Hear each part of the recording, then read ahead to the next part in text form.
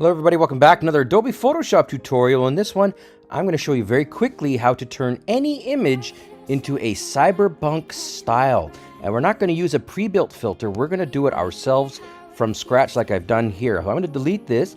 And when you think of cyberpunk style, you got to think of, a little bit of magenta. You want some reds, magentas in there, as well as some pretty bright fluorescent-y type cyans and things like that. A little bit of green occasionally, but here we go. So the first step here, I've loaded up a standard image of just outside of a restaurant here. This is a stock image. I'm going to go ahead and drop it here and create a duplicate copy. So I'm working on the top copy. The reason why I did that is I just want to show you the results when I'm done.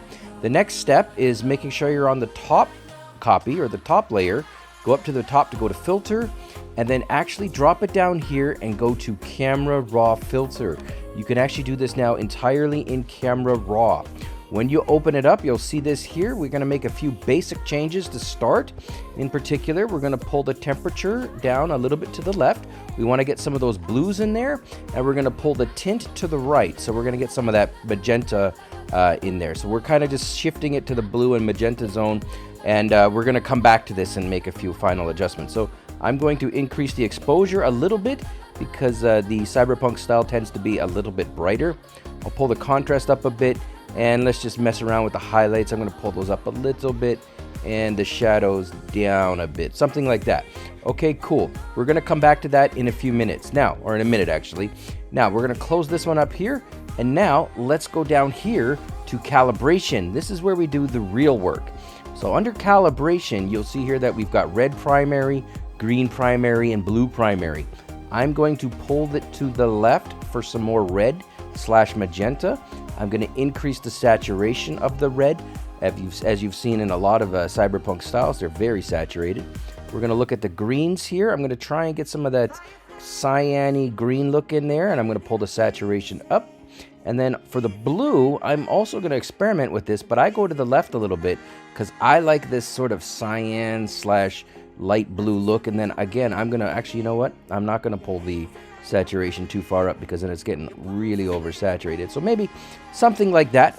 Looking at that, it looks good, but we need some more red and we need some more magenta. So I'm going to go back to basic, and then I'm going to go ahead and just slide that up a little bit, not too much. And then I'm going to go down here to saturation. I'm going to play with saturation, something like that maybe. And then for the final coup de grace, we're going to go right into the curves here.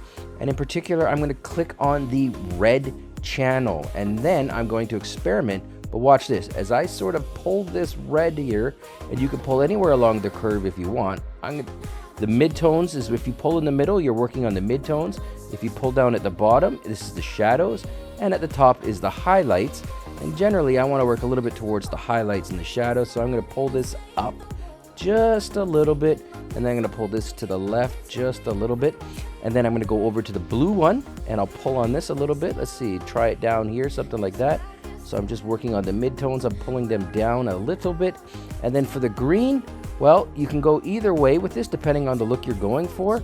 This is more magenta here on the right side, and if you want the greenish cyan look, go to the left there. I'm going to go ahead and pull down the middle here, and then I'm going to pull the top towards the green end. So something like that.